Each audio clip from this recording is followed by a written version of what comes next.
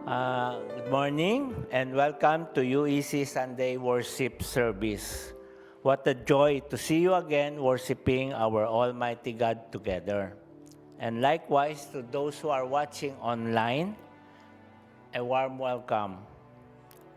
However, we hope we could see you next week personally, face to face. So, para makamusta namin po kayo.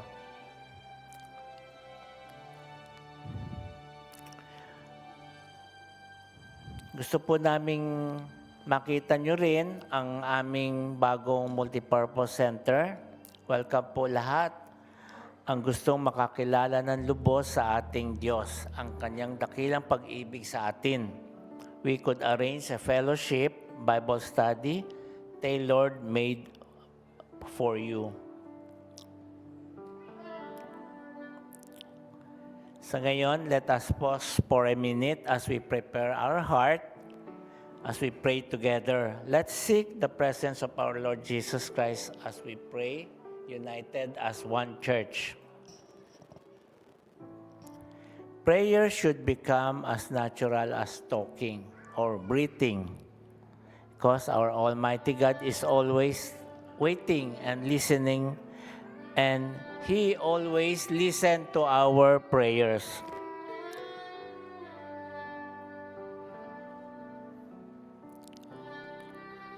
When we like someone, we like to talk to them. When we need somebody, we seek them, we talk to them. And when we love someone, we love to talk to him, we love to talk to them.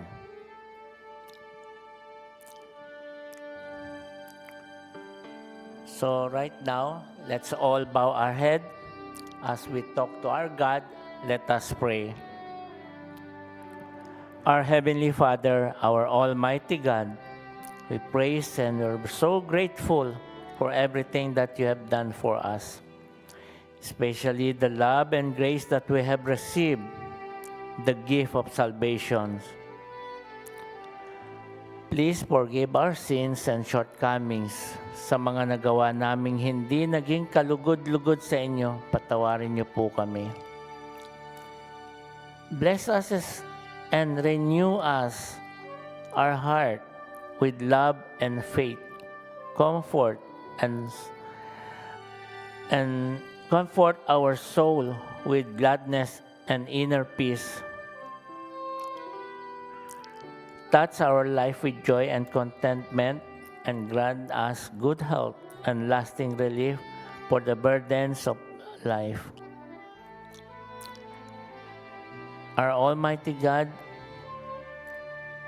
we pray for peace, especially in the Gaza Strip, in Israel and Hamas, including Iran. We also pray for the conflict or war between Ukraine and Russia. May you touch all the government agencies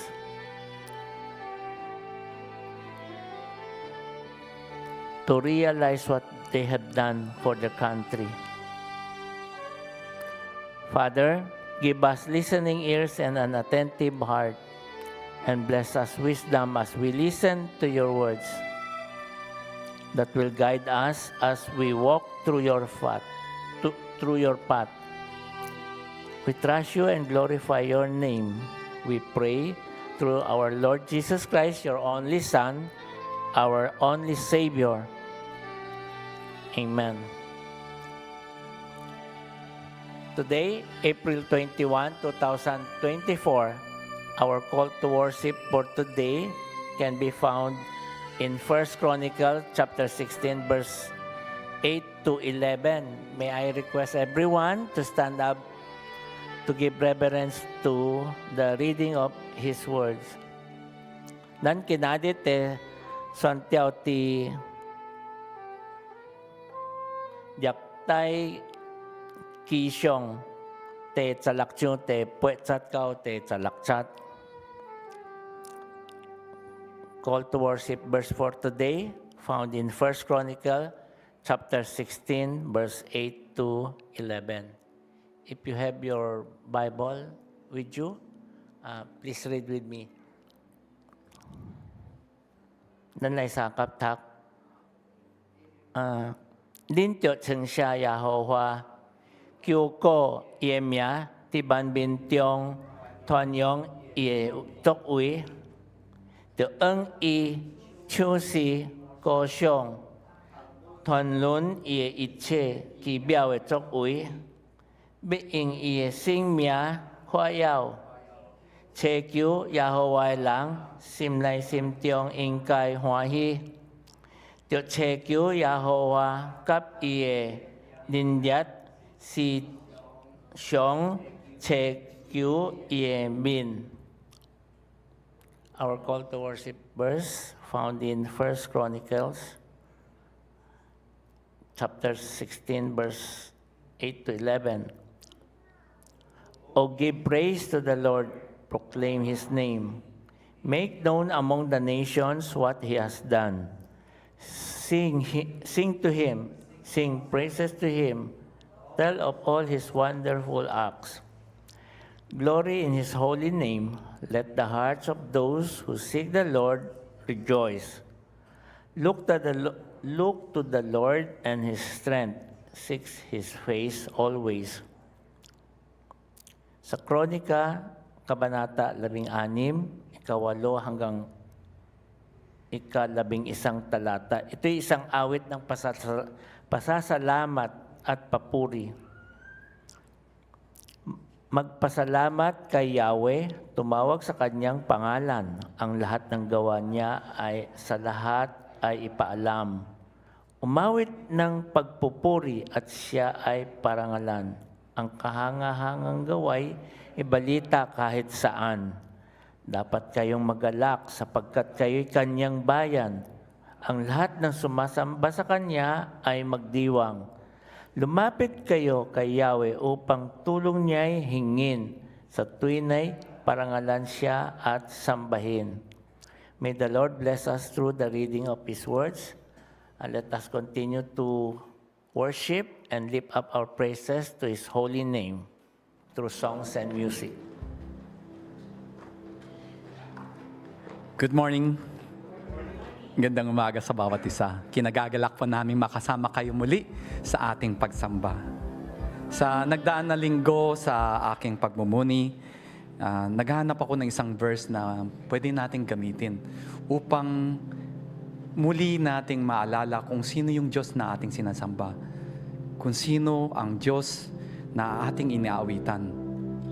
At sa aking pag-antay, muli akong napaalalanan ng isang verse na na-share ni Kuya Ariel. Kilala niyo si Kuya Ariel?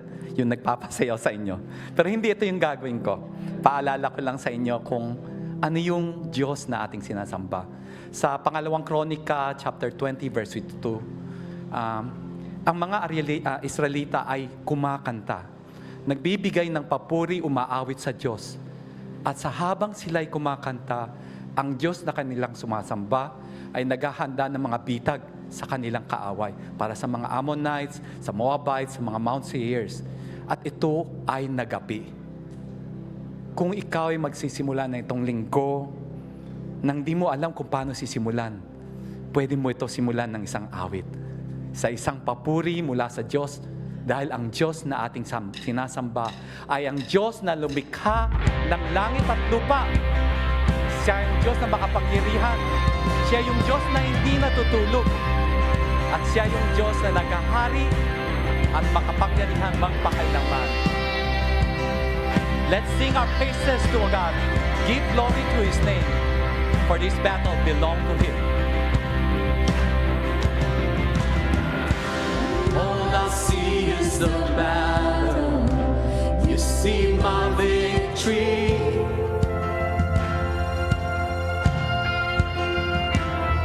When all I see is the mountain, you see the mountain move. And as I walk through the shadow, your love surrounds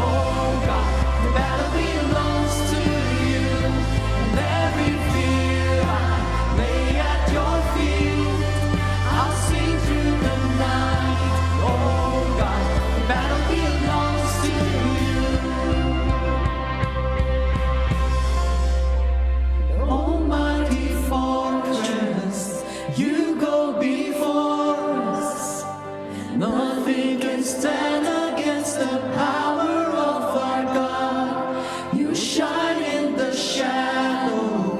You win every battle. Nothing can stand against the power of our God. An almighty fortress, you go before us.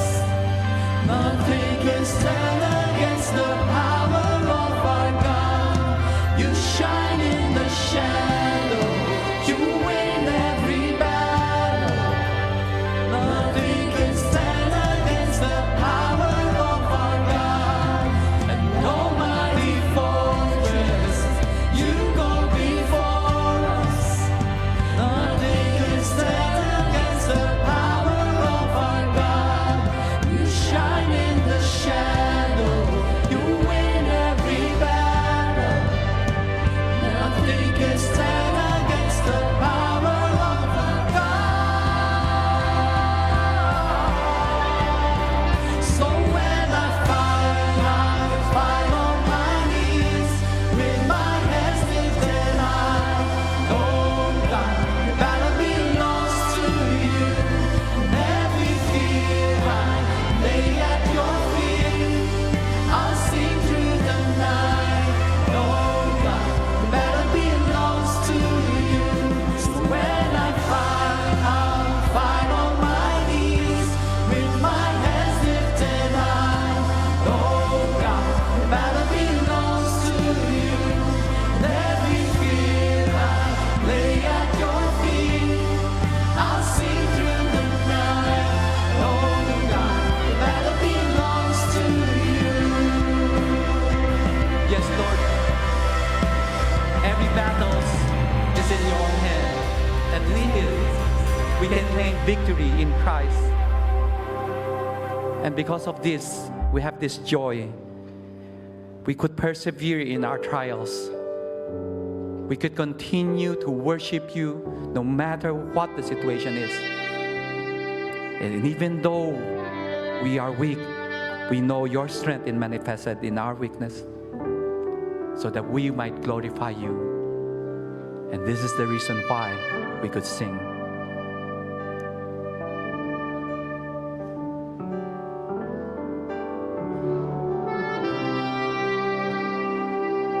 You pull me from darkness, clothe me in garments of grace. Jesus, forever, my song will be you, only for you.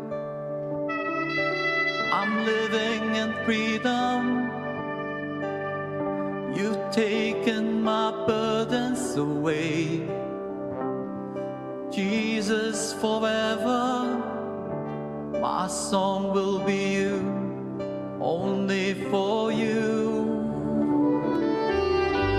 For the cross that you bore and the death that you paid, for the victory you won over death and the grave. This is the reason I sing, for the hope that you give and the joy that you bring, for the promise that heaven is waiting for me. This is the reason I sing.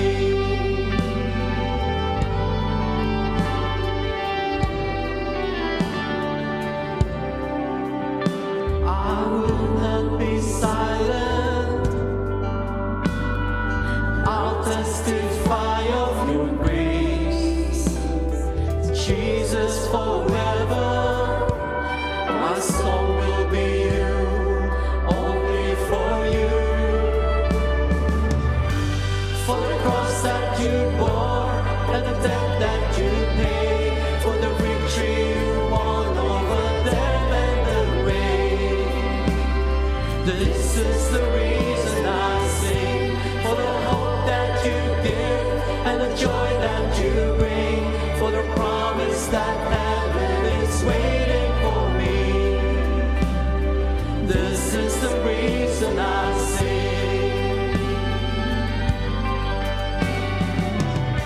So good, so good.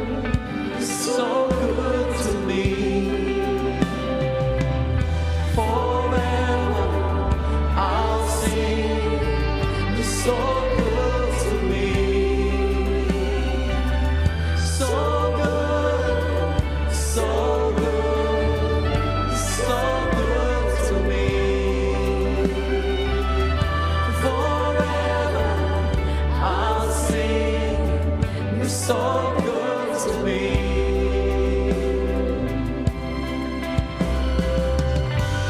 For the cross that you bore and the debt that you paid, for the victory you won over death and the grave. This is the reason I sing, for the hope that you give and the joy that you bring, for the promise that heaven is waiting for me.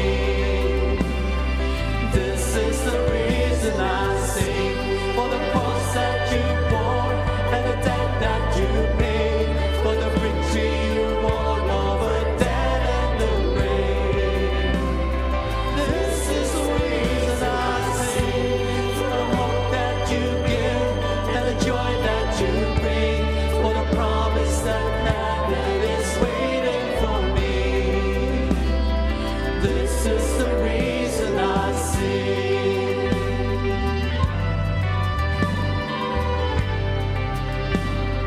Jesus, the reason I sing.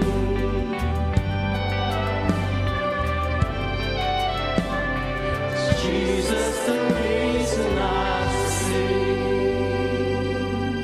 Yes, Lord, you're the reason why we are today here, with freedom to come before you to worship you, cleansed from our sin, worthy to come and worship you today. And with it, we only have our faith. We only have our gratitude.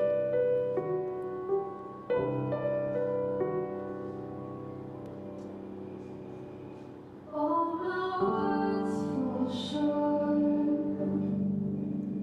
I've got nothing new. How could I express all my gratitude? I could sing these songs as I often do, but every song must end, and you never do. So I lift up my hands and praise you again and again. 'Cause all that I have is a hallelujah, hallelujah. And I know it's not much, I've nothing else fit for the King, except for a heart singing hallelujah, hallelujah.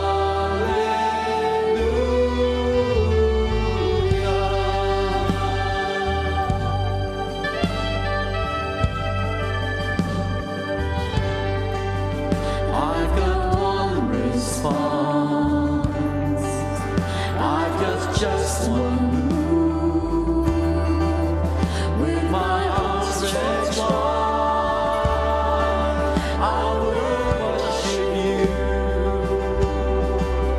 So I throw up my hands and praise you again and again. 'Cause all that I have is my hallelujah,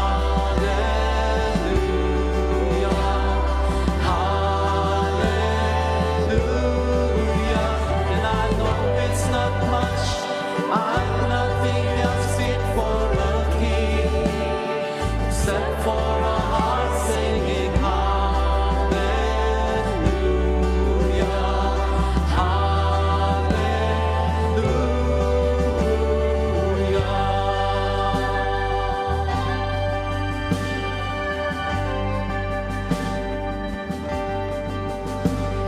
Come on, my soul, don't you get shy on me, lift up your song. 'Cause you got a lion inside of those lungs. Get up and praise the Lord. Come on, my soul, don't you get shy on me, lift up your song. 'Cause you got a lion inside of those lungs. Get up and praise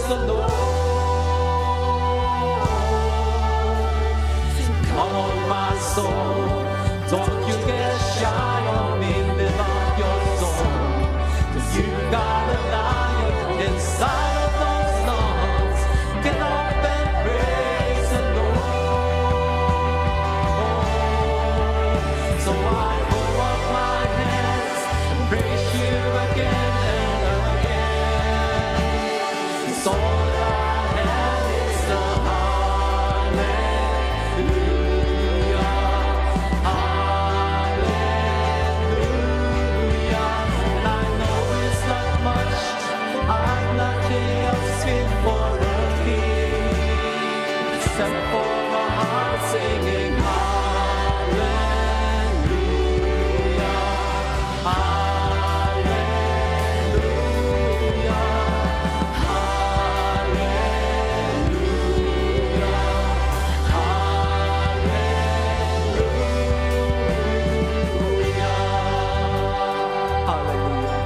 Praise you, O Lord. Salamat sa Diyos sa iyong dakilang pag-ibig, sa iyong walang hanggang pagmamahal na patuloy na dumadaloy sa aming buhay. Ikaw ang liwanag sa aming buhay. Ikaw ang Diyos. Dakila ka, O Diyos. Dakila magpakailanman.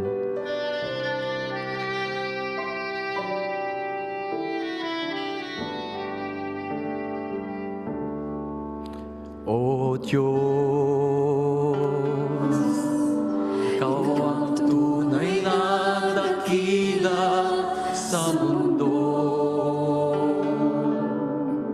Ikaw ang hari na mahal ng tulad ko. Ginawa mong lahat, pag-ibig mo ay tapat at wagas. O Diyos, wala nang mapantay sa kaulihan mo.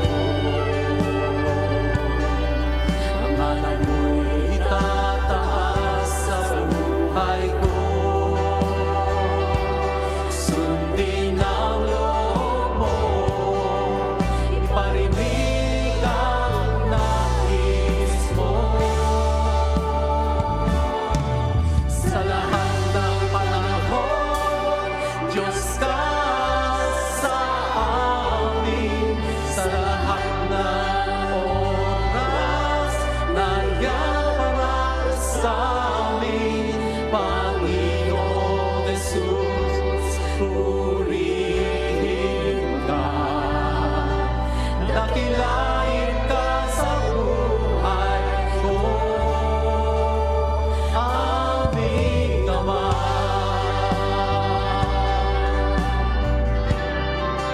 Dakilain ka, Jesus.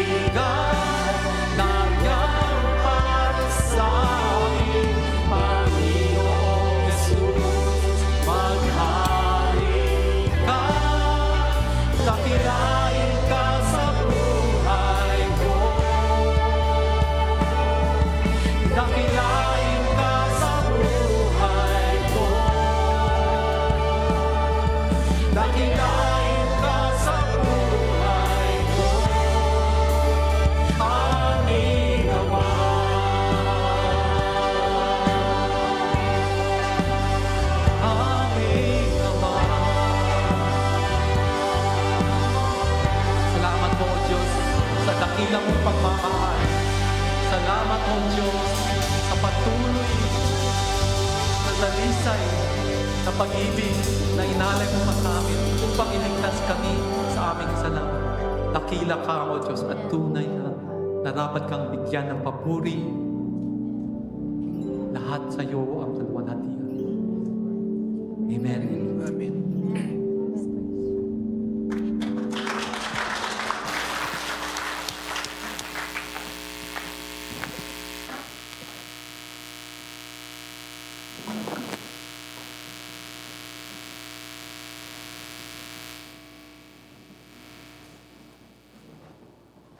Thank you, Ms. Kim, for leading today's worship.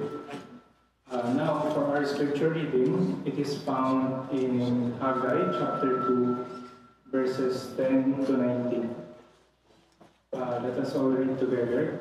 On the 24th day of the 9th month, in the second year of Darius, the word of the Lord came by Haggai the prophet, saying, Thus says the Lord of hosts, Now ask the priests concerning the law, saying, If one carries holy meat in the fold of his garment, and with the edge he touches bread or stew, wine or oil, or any food, will it become holy? Then the priests answered and said, No. And Haggai said, If one who is unclean because of a dead body touches any of these, will it be unclean? So the priest answered and said, It shall be unclean. So then Haggai answered and said, So is this people, and so is this nation before me, says the Lord. And so is every work of their hands, and what they offer here there is unclean. And now consider carefully from this day forward, from before stone was laid upon stone in the temple of the Lord. Since those days when no one came to a heap of 20 ephahs, there were but 10. When no one came to the wine vat to draw out 50 baths from the press, there were but 20. I struck you with blight and mildew and hail in all the labors of your hands, yet you did not turn to me, says the Lord. Consider now from this day forward, from the 24th day of the 9th month, from the day that the foundation of the Lord's temple was laid. Consider it. Is the seed still in the barn? As yet the vine, the fig tree, the pomegranate, and the olive tree have not yet yielded fruit. But from this day I will bless you. Full obedience. Good morning, brothers and sisters. I am Clinton, and I'm honored to introduce our speaker this morning.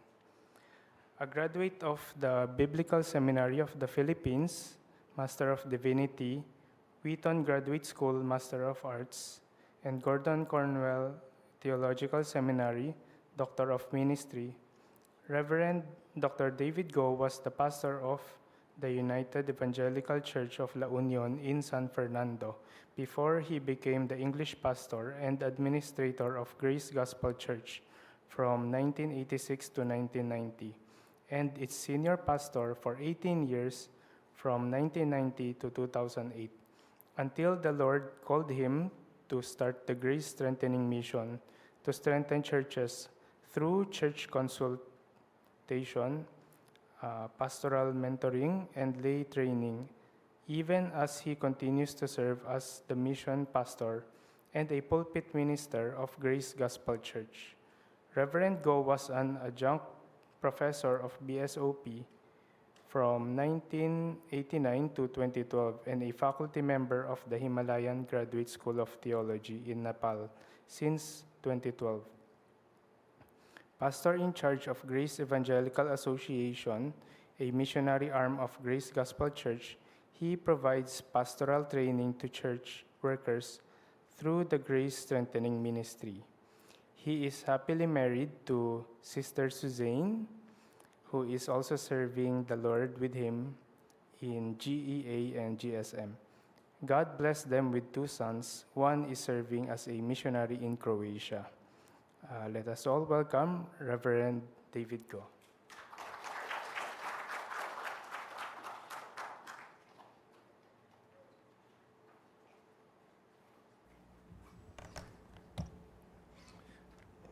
Good morning po sa inyong lahat.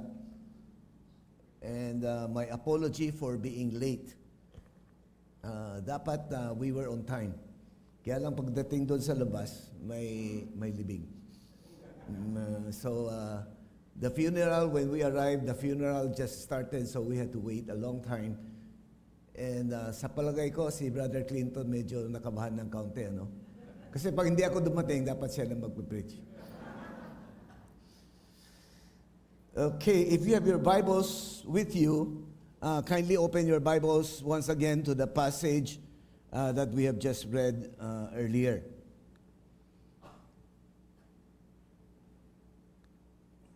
Okay.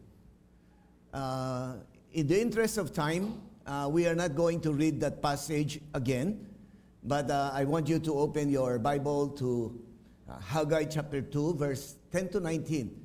Because we will be referring to that passage, from time to time. The story is told of a mother. Merong isang ina, and one day nakita niya yung anak niya sa bahay, nakaupo. And then on the table, nandyan yung mga libro. Nakabuklat, but the son was not studying. Hindi siya nag-aaral, nanonood ng cartoons sa TV. Nung nakita ng nanay, sabi ng nanay, "Hoy, you cannot watch cartoon on TV until you have finished your homework." Opo, opo. So he went to the book, and then he was looking down. Maya't maya, lumapit yung nanay, tinitingnan ko anong ginagawa. Yung pala hindi nag-aaral. He was still watching cartoons. This time, hindi na sa TV, sa kaniyang iPad. Sabi ng nanay, no. You cannot watch cartoons at all. Opo, opo. So the mother went out. When she came back, the boy was again on TV. This time, hindi siya nanonood ng cartoons, nanonood ng basketball.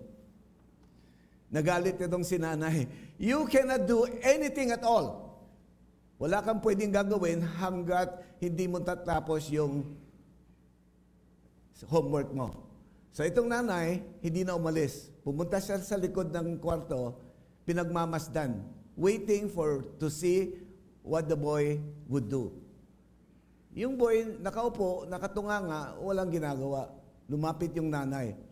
Bakit wala kang ginagawa? You're supposed to do your homework. Eh sabi mo, I cannot do anything. So I cannot get my pencil, I cannot get my ball pen, I cannot do anything. So wala akong ginagawa. This boy is wais. Witty, wily, and disobedient. And he is very much like many of us. Di po ba? Yung storya, nakakatawa. Pero sa totoo lang, that story reflects, the attitude of many of us with regards to our obedience to the Lord. Now, in the passage that we are studying today, Haggai chapter 2, verse 10 to 12, we can also see that the Jews, yung mga Hudyo, nung mga araw, ganyan na ganyan din. Although probably, hindi sila wily, hindi sila wise, pero they were also very disobedient to the Lord. Now, for those of you who are familiar with Haggai, with the book of Haggai, I am sure you know what I am talking about. However, for those of you who are not familiar, kung hindi nyo kabisado yung storya ng Haggai, allow me, to tell you very shortly yung storya. We all know that the Israelites, they were God's chosen people. However, although they were God's chosen people, they were unfaithful to God. Hindi sila sumasamba sa Panginoon, sumasamba sila sa mga Diyos-Diyosan. They worship all kinds of idols, and the idols of the land that they were living in. They were living in sin, they were disobedient to God in many, many ways. And the Lord, because of that, warned them again and again, pero hindi rin sila nagbago. So what happened is, the Lord allowed the Babylonians to take over the country. And then, you know, the Israelites, they were taken as exile to Babylon. However, at the end of 70 years, sa awa ng Panginoon, the Lord allowed them to come back to the promised land. But when they returned, the Lord told them one thing. Pag uwi ninyo, I want you to do this. I want you to rebuild the temple in Jerusalem. Opo, opo. So they went home. When they went home, they started to rebuild the temple. They started with the foundation. They built, you know, some of the walls of the temple. However, huminto sila. And mind you, they stopped for about 16 years. Huminto sila ng 16 years.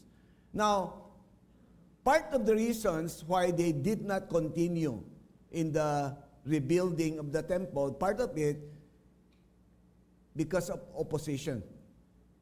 Yung mga tao na nandyan na, they were away 70 years, di ba? So may mga squatter, may mga tao na nandyan na, nung dumating sila, etong mga to tumututol.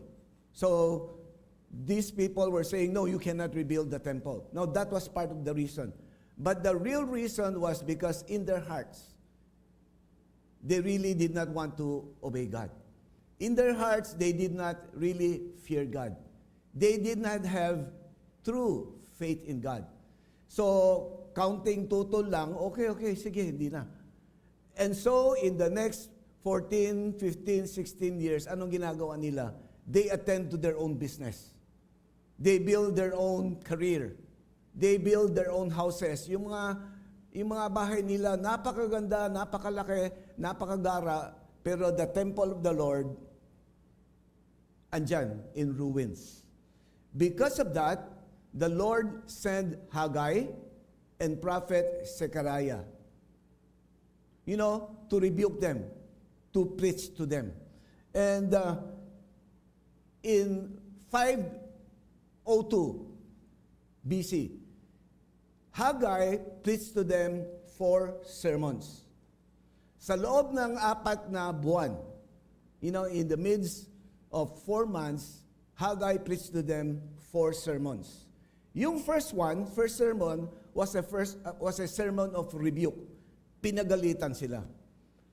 Praise the Lord, when they heard that message, nagbago sila. So they returned, you know, to rebuild the temple. The second message that Haggai preached to them was a message of encouragement. Kasi when they were rebuilding the temple, napakaraming problema. Mayroon pa rin tumututol, and then in their life, marami silang problema. So, the second message was a message of encouragement. The third message, eto na yon. This third message is a message of instruction. Tinuturuan ni Haggai yung mga tao kung ano yung obedience.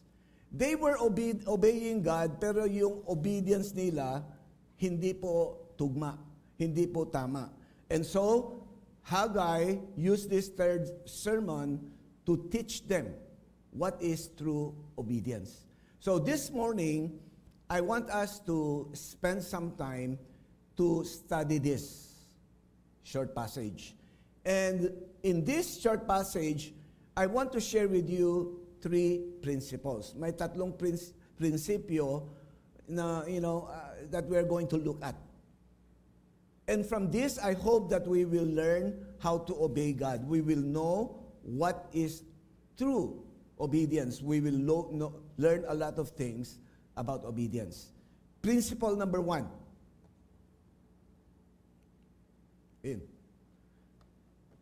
Principle number 1. The obedience of our hearts, not the obedience of our hands, is what God requires of us. The obedience of our hearts and not the obedience of our heart and not the obedience of our hands is what the Lord requires of us. Ang pagsunod ng ating puso at hindi ang ating kamay, yun ang kailangan ng Diyos sa atin. Yung ang hinihingi ng Diyos sa atin. ang pagsunod na galing sa puso. Hindi yung pagsunod sa kamay laang. There was a young girl, this is a true story. She attended Sunday worship in a church sa States po to. That was the first time that this girl went to church. It was the first time that she heard the gospel. A few days later, she wrote a letter to the pastor of the church. Ito yung sinulat niya. Pastor, last Sunday I was in your church and I heard you talk about Jesus Christ. I love your sermon. That was a very good one. But, Pastor, you said that everyone, that Jesus loves everyone, and that anyone who believes in Jesus will go to heaven. You also said that if a person does not have Jesus Christ, pag walang Panginoon, yung Panginoong Jesus sa puso nila, that person is going to hell. Pastor, I don't think you believe in that message. I don't think your people believe in that message. And then she continued her letter. Pastor, my parents just died recently. They did not believe in Jesus. They have never heard of Jesus. So they are now in hell, as you said.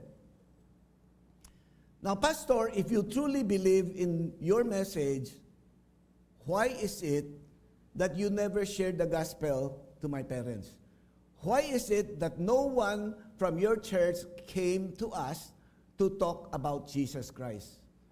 Ang bahay po namin ay nandiyan lang sa kanto. We are just 1 block away from your church, but we had never heard the gospel. In other words, sinasabi nitong babae sa pastor, you're a liar, or what you say is not true.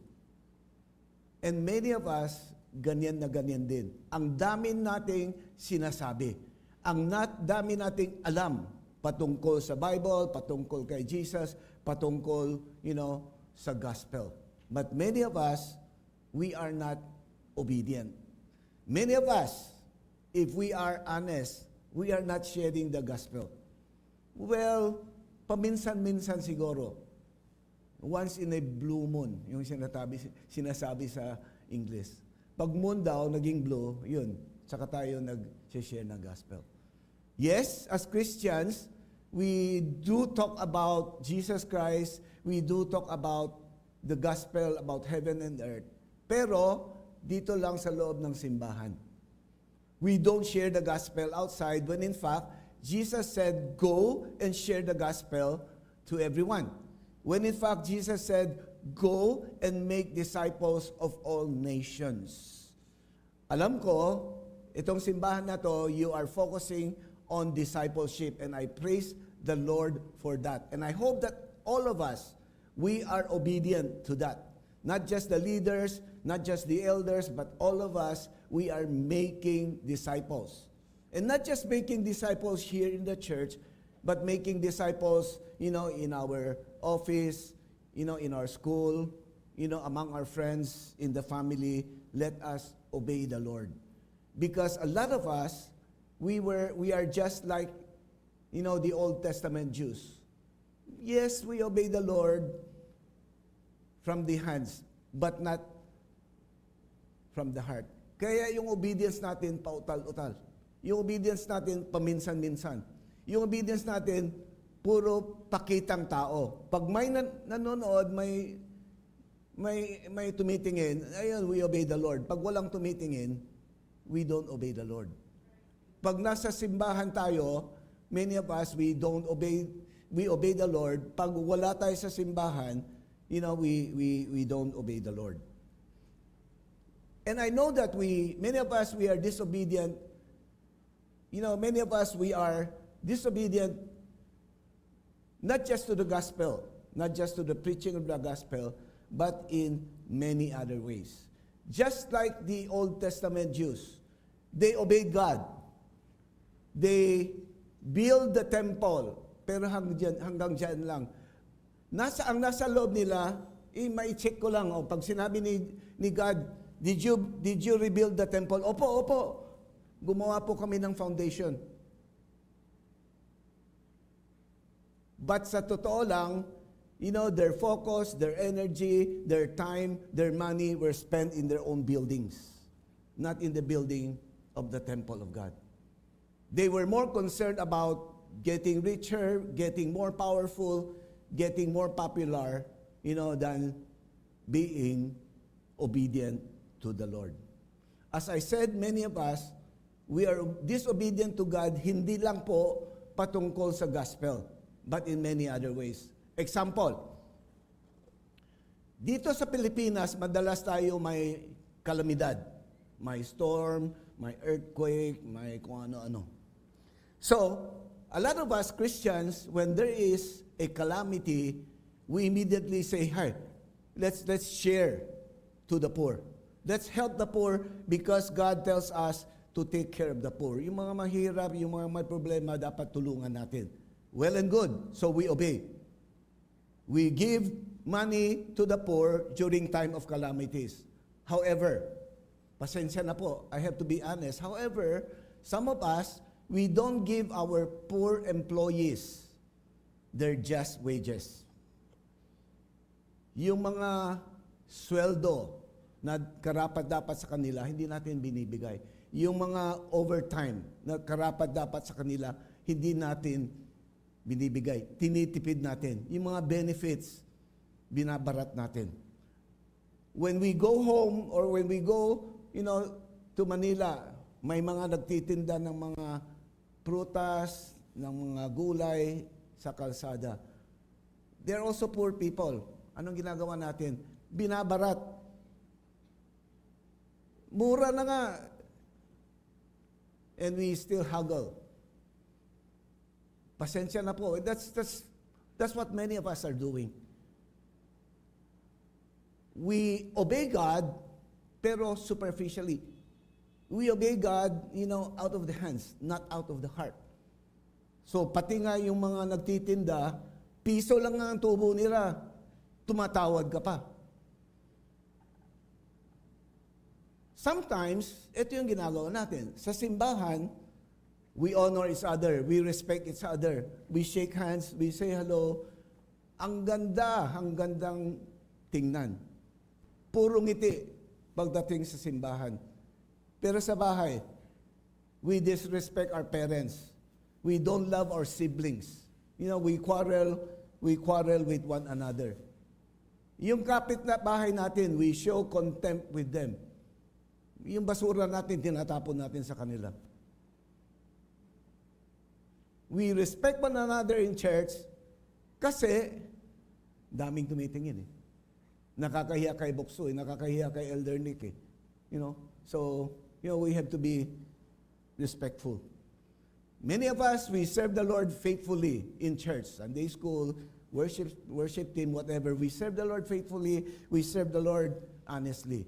Pero pagdating sa trabaho, pag wala si boss, wala, lakwat siya.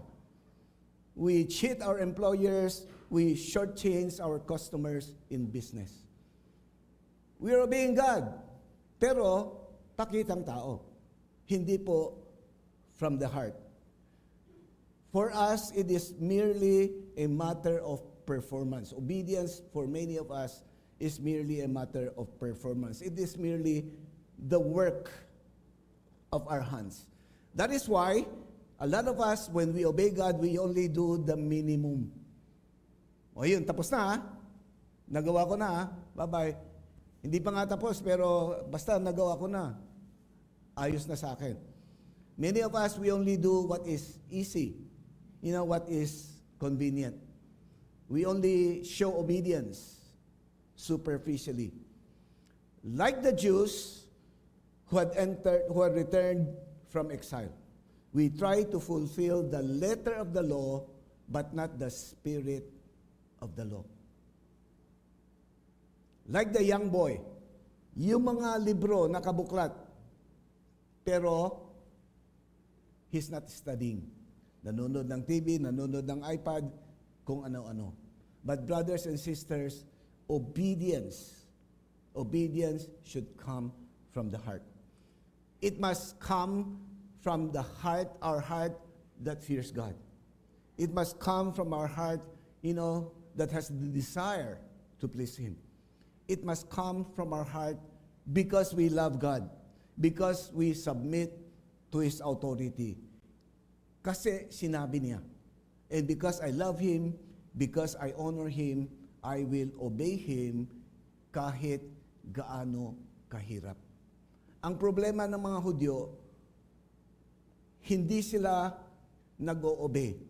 Pero, ang daming dahilan. Kasi may tumututol Kasi may umaayaw Pero sa totoo lang, ang problema dito, hindi nandoon.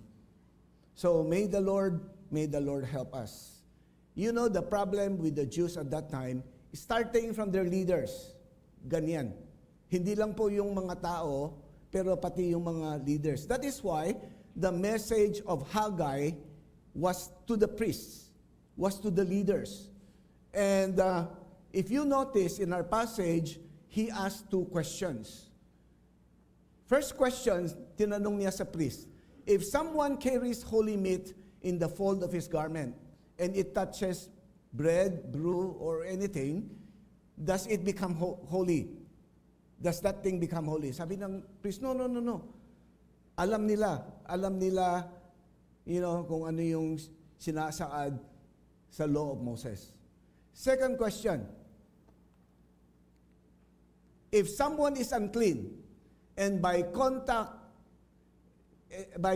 with a dead body, kasi sa Old Testament, sa law of Moses, when you touch a dead body, unclean ka. O sabi niya, kung ikaw ay unclean because you touch a dead body, and then, your garment touch, the bread, the wine, whatever, does it become unclean? Sabi ng priest, opo, it does become unclean. Now, why did Haggai ask these 2 questions? Una, the Haggai wants the leaders to know, because of your uncleanness, yung mga tao nagiging unclean. Because of your disobedience, yung mga tao nasa ilalim, disobedient sila. Pangalawa, he asked these 2 questions so that the people will understand. Kung kayo, being people of God, if you disobey God, your uncleanness will affect the people around you. So this is what Haggai was telling them. You have been disobedient. Yes, nagtrabaho nga kayo, nasa construction nga kayo. You rebuild the temple, pero hanggang dyan lang, hanggang pundasyon lang. Kasi para sa inyo, yun nagawa ko na No. God is saying it must be from the heart. It must not be from the heart. From the hands. It must be from the heart. And so today we must be very careful, not to obey God merely para pakitang tao out of our hands, but it should come from the heart. Second principle. This is the second principle that Haggai, wants the people to understand. The disobedience of our heart, not the ills, not the problems of our society, the ills of our surroundings, is often the cause of our hardships. You see, when the people went back, there were a lot of problems. Marami silang problema. And then they were blaming. They were blaming God, they were blaming other people, but the Lord was saying, alam mo ang dahilan dyan? Ang dahilan ng inyong paghihirap, ito po, yung pagsuway mo, pagsuway ng iyong puso. Yun ang problema. Hindi yung sa paligid mo. Ang problema ay hindi nanggaling sa paligid. Ang problema ay nanggaling sa puso mo. Dahil sinuway mo, yung kautusan ng Diyos. Brothers and sisters, we had to understand, oftentimes, I do not say all the time, but oftentimes, our difficulties, our problems come not from without, but within. Our problems are caused not by other people, but by ourselves, and particularly by our disobedience. And I want to make it clear to you, partial obedience is disobedience. I hope you'll always remember that. Partial obedience is disobedience. Delayed obedience is disobedience. Okay, let me repeat that. Partial obedience is disobedience. Delayed obedience is disobedience. When you obey God, it has to be thorough. It has to be immediate. If the Lord tells you, share the gospel to your neighbor, opo, next year na po, that is disobedience. If you said, opo, and then nakita mo yung kapitbahay, good morning, God loves you, that is partial obedience. Partial obedience is disobedience. Delayed obedience is also disobedience. One more thing. Insincere obedience is disobedience. We have already learned that earlier. Yung pakitang tao, hindi obedience yan. Disobedience yan. A lot of times, pag may problema tayo, anong ginagawa natin? Ano yung unang tanong natin? Pag may problema, ang unang tanong natin, bakit? Pag nagkasakit tayo, bakit? Pag may problema tayo, bakit? Bakit ako? Hindi lang bakit ako? Bakit hindi yung kapitbahay namin? Bakit hindi yung biyenan ko? Bakit ako? We always ask, bakit? And bakit ako? You see, for many of us, when we have problems, when we have sufferings, one of the first things that we do is to ask why, and then the next thing is to look for a reason. Look for someone to point our finger. Look for someone to blame. Okay, halimbawa, we praise the Lord ngayon, wala nang pandemic, Naniwala kayo, wala nang pandemic, Karamihan sa inyo, wala nang so wala nang pandemic. But 2020, nung lang umpisa yung pandemic, nung lumabas yung COVID na virus, bilang pastor, I have received a lot of emails or text message, meron pang tumawag. Ang tanong nila ay ganito. Yung iba, ang tanong, Bukso, bakit mayroong virus ang hirap? Is it because God is punishing China? Because He is persecuting His people. May iba naman ang tanong, is it because God is punishing Duterte? Kasi ang yabang niya, at saka, puro mura. And then he always blaspheme God. Bukso, bakit may virus? Is it because God is punishing our politicians, for their greed?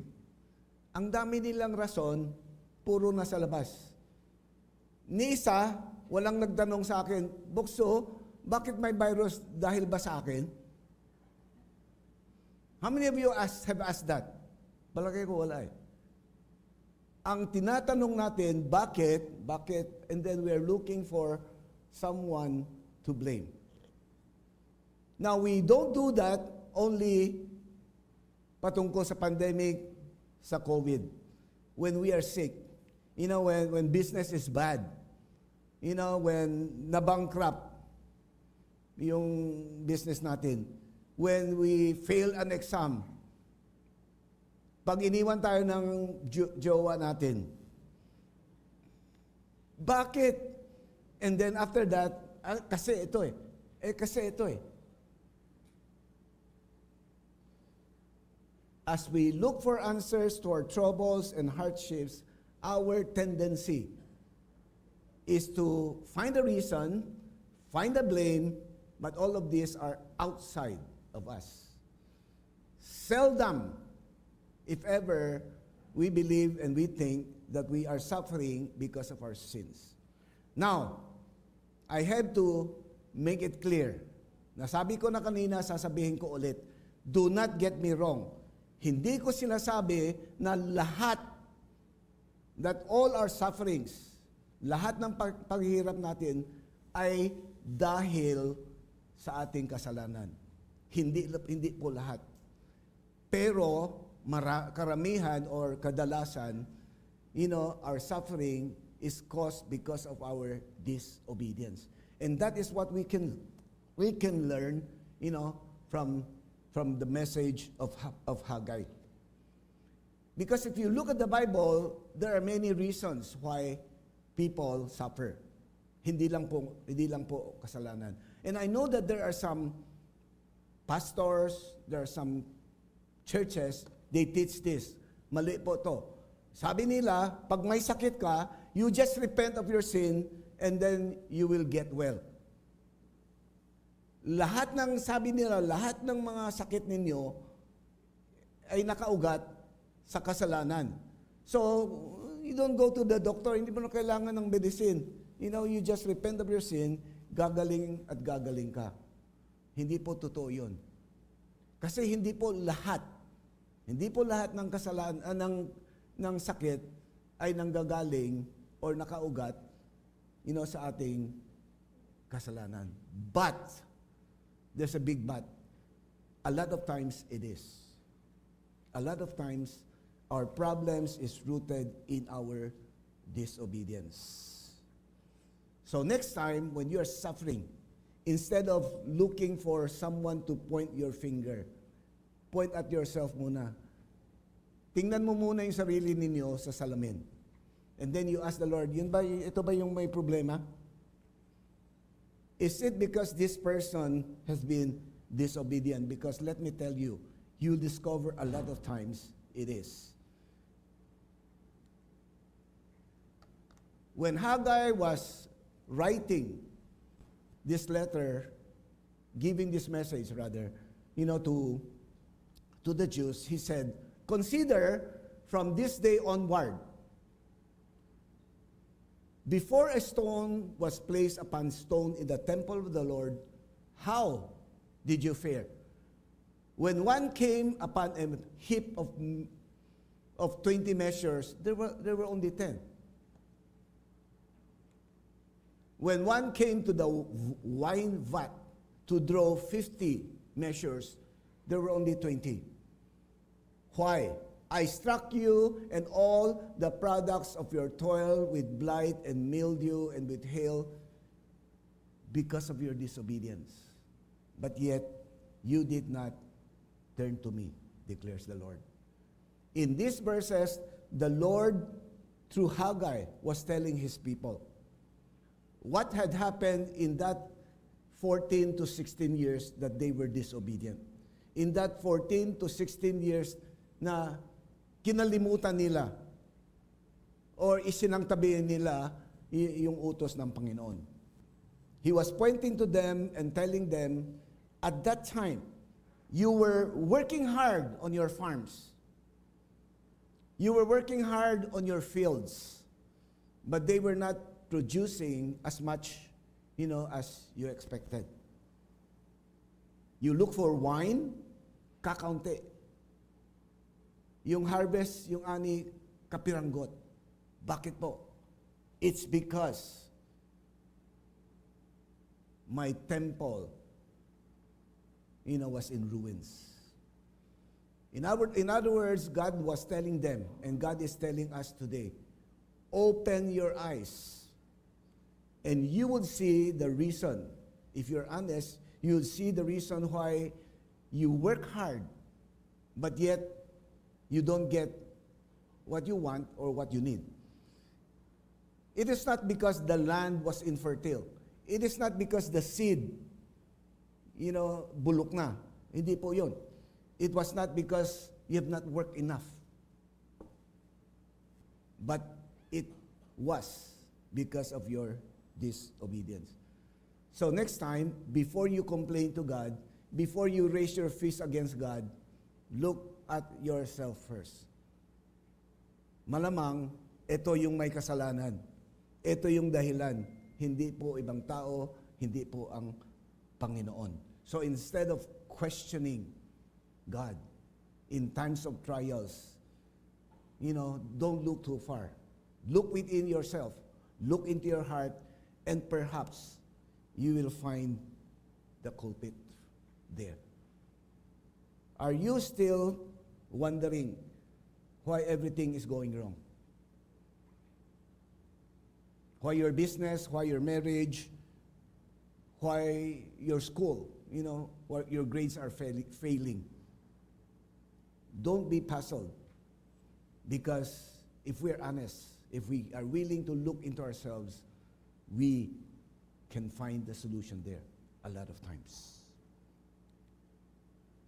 That is why in 2 Chronicles chapter 7 verse 14, a verse that we are very familiar of, if my people who are called by my name will humble themselves, will pray, seek my face, turn from their wicked ways, I will hear from heaven, I will forgive their sins, I will heal their land. Tatanggalin ko yung mga problema ninyo if you will turn away from your sins. Again, I want to make it clear, hindi po lahat ng problema natin ay nakaugat sa kasalanan, pero karamihan po ay nakaugat, sa ating pagsuway sa Panginoon.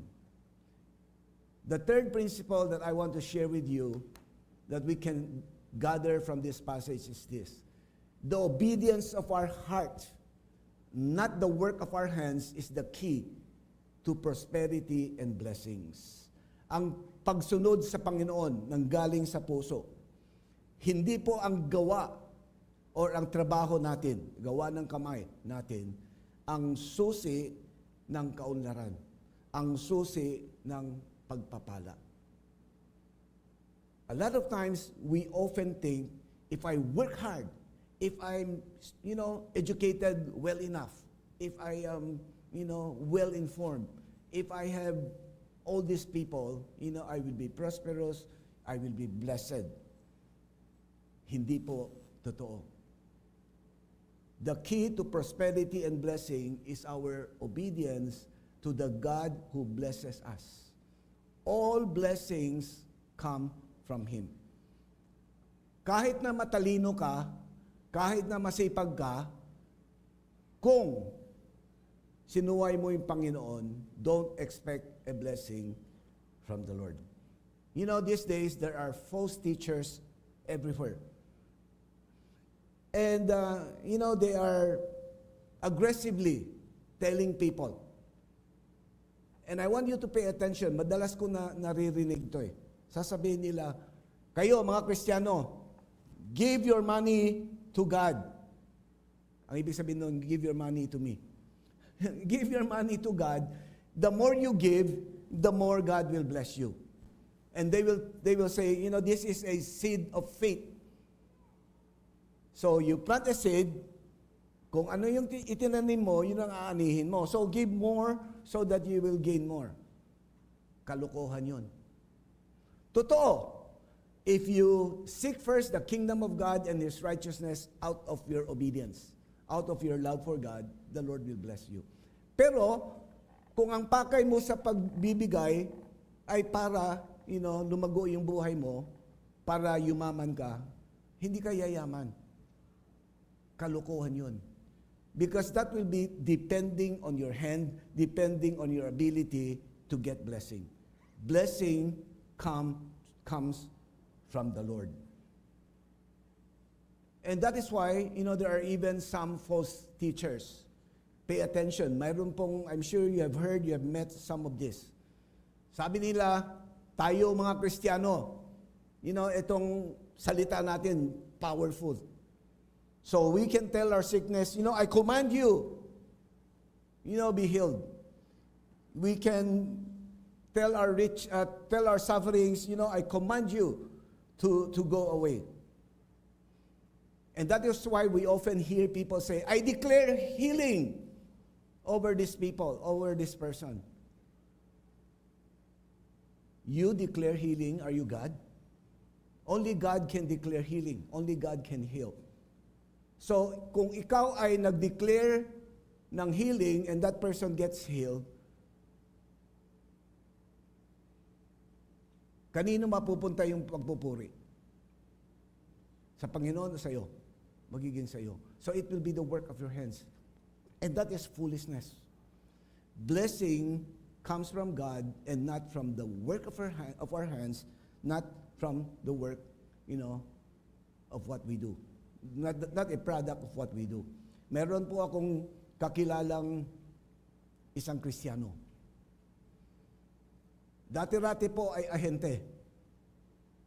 Masipag siya at, by the grace of God, lumago siya. So, from ahente, naging sales manager. Asenso na. And then, from sales manager, umasenso pa siya uli, may sarili na siyang negosyo. Dahil, sa blessings of God. Pero ito ang problema niya. Ngayon, pag nag-uusap kayo, bawat salita, puro ako. Ito ginawa ko, dahil sa akin. Sa isip nitong tao, lumago siya, yumaman siya, dahil sa sarili.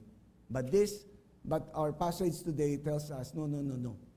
Blessings is not because of the work of our hands. Yes, we do need to work hard. We do need to do our part. But that is not the key to prosperity and to blessings. The key is our obedience to God. That is why in our passage,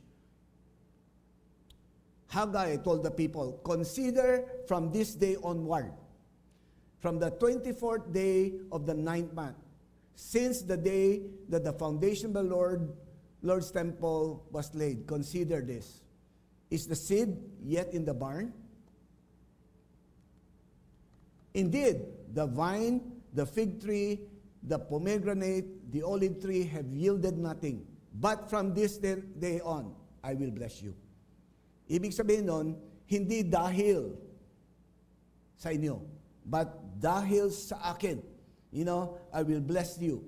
Even before the seeds were planted, even before the trees yielded anything, I grant you prosperity because you have decided to obey me from the heart. So, brothers and sisters, let us never think that it is our wisdom that brings us prosperity. Let us never think that it is our diligence, the work of our hands, that cause us to be successful.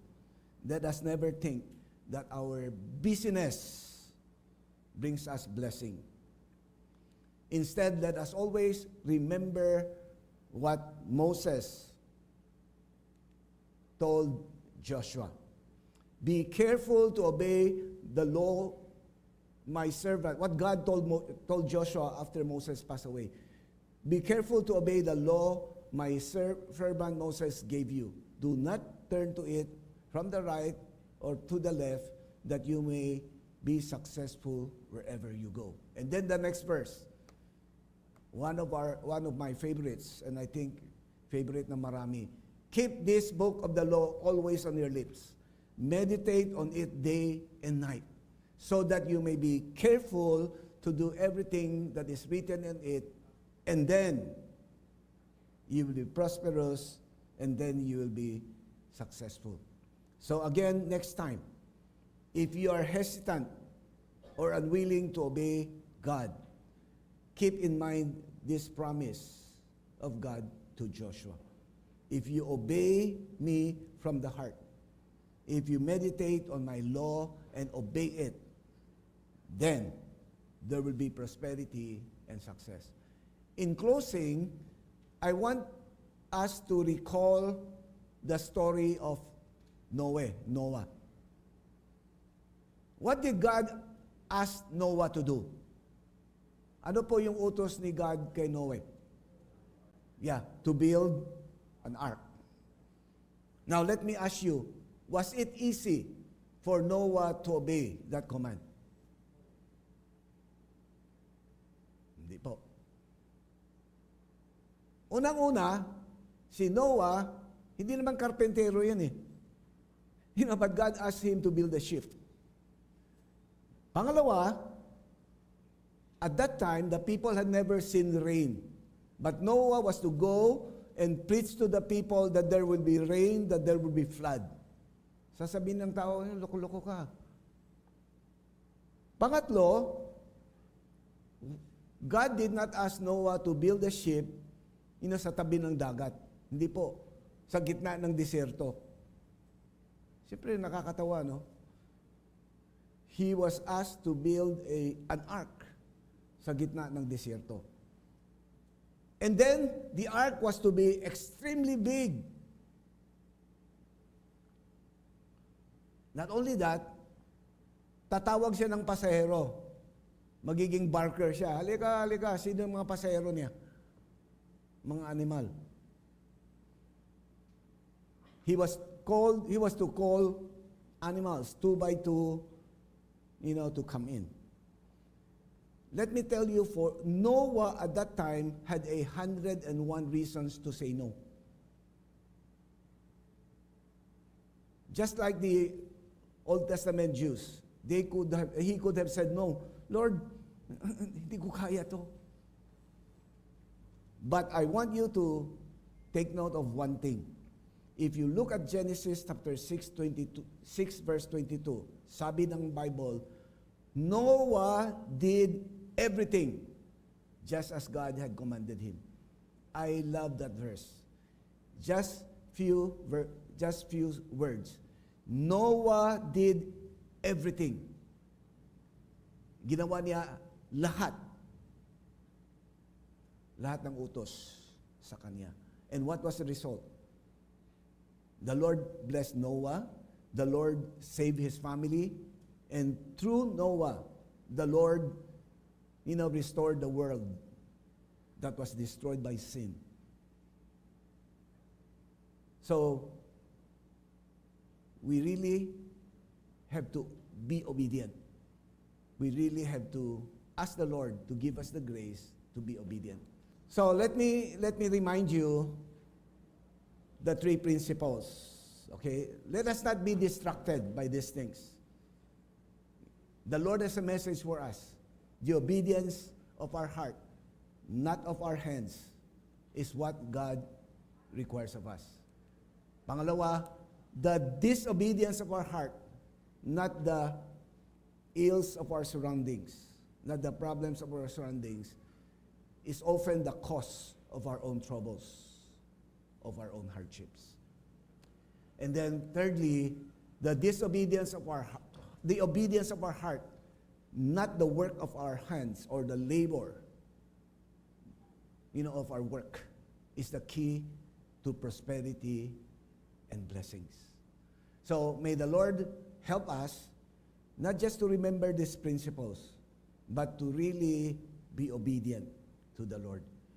When the Israelites began to obey God, prosperity did come. And they became a great nation once again. Let us pray. Now, before I lead the prayer, I want to give all of you, some moments to think about, to reflect on the message, and to think about yourself. Is there any disobedience in your heart? Have you disobeyed God, in this thing or that thing? And this is now a good time for us, to ask for forgiveness, to turn away from our wicked ways, and humble ourselves before God. And He will bless us.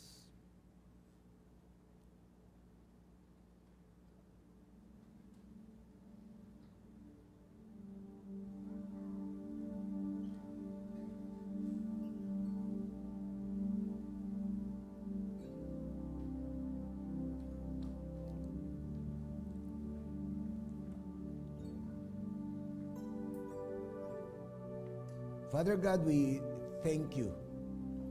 We thank you because your word is true. We thank you because you are faithful. We thank you because you are sovereign. We thank you because you are just. When we disobey you, if we disobey you, we know that you will not be able to bless us. And oftentimes, it is the disobedience of our hearts that causes trouble in our lives, in our church, in our society. Help us from this day onward to be very careful of how we live before you. Help us to obey and to fulfill what you have told Joshua, that the word of the law shall always be on our mouths, that we shall meditate on it day and night, and be careful to obey it. And then you will bless us, there will be success, there will be prosperity. Father, I pray especially for this church, that in the area of evangelism, discipleship, we will be even more obedient. And I pray that in all areas of our life, in the church, in the family, in our business, in school, among friends, wherever we are, that we will be obedient to you. Thank you for your message this morning. May the Holy Spirit help us to remember and help us to obey. This is our prayer in Jesus' mighty name. Amen.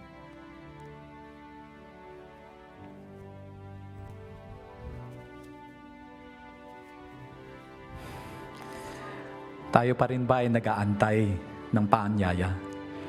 Lumapit tayo ngayon sa Diyos sapagkat siya ay naghihintay. Naghihintay na tayo ay lumapit sa Kanya, magpakumbaba at muling makinig at sumunod sa Kanyang mga utos.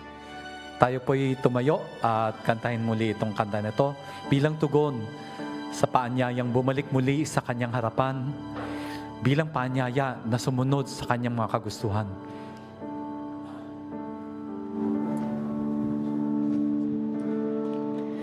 O Diyos, Ikaw ang tunay na dakila sa mundo. Ikaw ang haring nagmahal ng tulad ko. Ginawa mong lahat, pag-ibig mo ay tapat at wagas. O Diyos, wala nang papantay sa kabutihan mo. Ang alam mo'y itataas sa buhay ko. Sundin ang loob mo, iparinig ang nais mo. Sa lahat ng panahon, Diyos ka sa amin. Sa lahat ng oras, nariyan para sa amin. Panginoon Jesus, purihin ka. Dakilain ka sa buhay ko. Aming Ama. Dakilain ka, Jesus.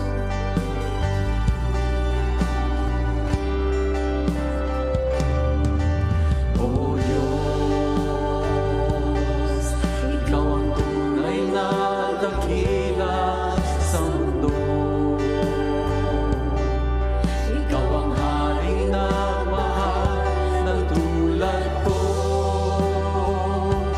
Sundin ang loob mo, ipahayag ang nais mo. Sa lahat ng panahon, Diyos ka sa amin. Sa lahat ng oras, nariyan para sa amin. Panginoong Jesus, purihin ka. Dakilain ka sa buhay ko.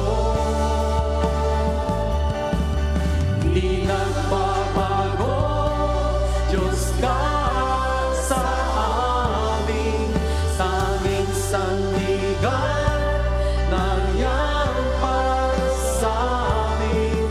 Panginoong Yesus, maghari ka, magliwanag sa buhay ko, aming Ama. Magliwanag ka, Jesus.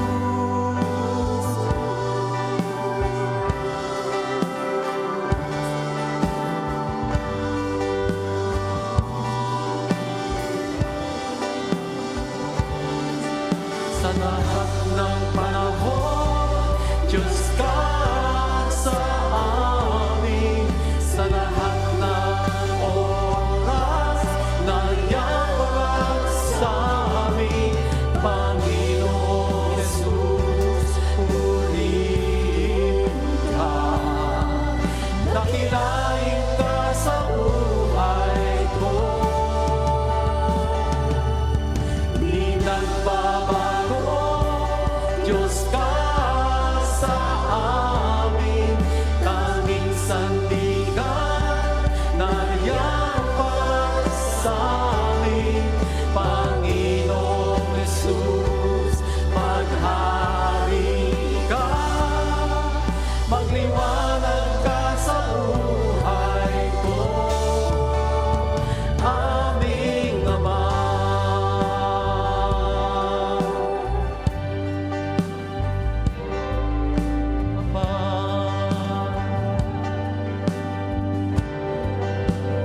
Aming Ama.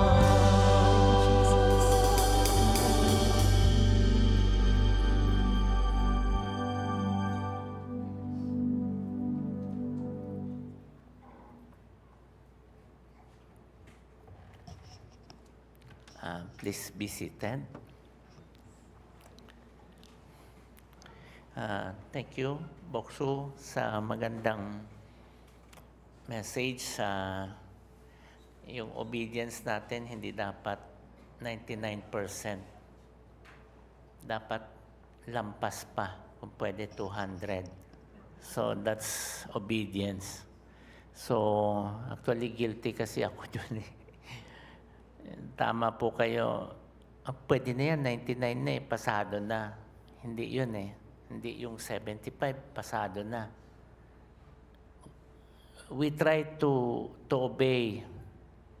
At least reach out to 101. Para kung nag-short tayo ng konti, 100 pa rin. So, ayun. Saka importante yung by heart talaga. Hindi yung kung ano, kasi sumunod tayo pero yung parang yung bata nga baka may nagdadabog sa inside out. So through our heart we obey. Okay, announcement. Our church have started an adult Bible Sunday school. Tulad kanina nag-start na siya. 7:45 ang start, pero pwede kayong pumunta rito ng 7 o 7:30 para may fellowship na agad. Kasi pag 7:45 eksakto, magkwentuhan pa. So, 7:30, kasi pag na-late, nakatayo kayo sa likod. So everyone is encouraged and welcome to join.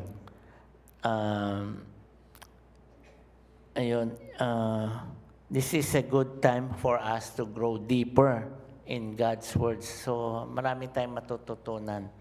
It will be led by Elder Ariel, Elder Anthony, si Elder Nick, and sila Pastor Pe and Pastor Jess. Okay, may all rise as we sing our doxology, followed by the benediction of Salome, Pastor Salome. Nam kyutsu yasokito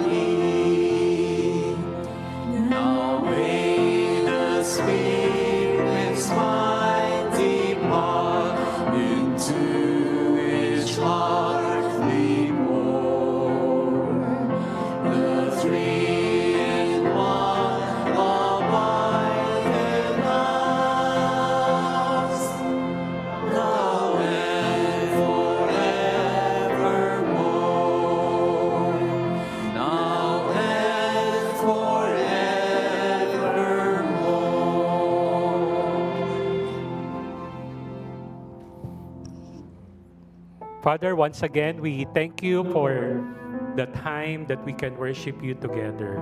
As we temporarily end our worship, our service to our fellow man begins as we move out from this place. Panginoon, ganoon na rin ang aming panalangin na gabayan ang bawat isa sa aming narinig na iyong salita. Naway hindi lamang kami sa pakinig, kundi aming isabuhay ang iyong salita. Gabayan ang bawat isa as we live out your word so that people will know that there is a true living God through our testimony. The Lord bless you, the Lord keep you. The Lord make His face shine upon you and be gracious to you. May He continue to lift up His countenance on you and give you peace in the triune God, God the Father, God the Son, and God the Holy Spirit. Amen. Amen.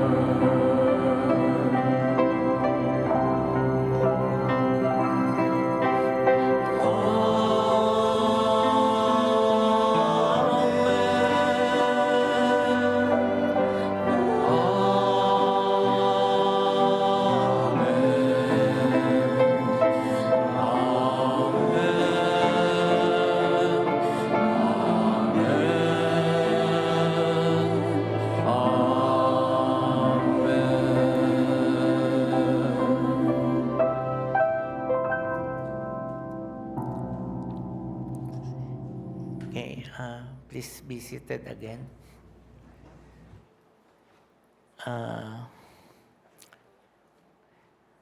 We temporarily end our worship service. Please talk to one another and pray together. Gusto lang namin batiin si Deacon Richard. Happy birthday. Si Shensi Emmy, ngayong araw, di ba? Happy birthday. So, mamaya, lahat kayo babate. Meron pa eh. Pastor Jess bukas. Happy birthday, happy birthday to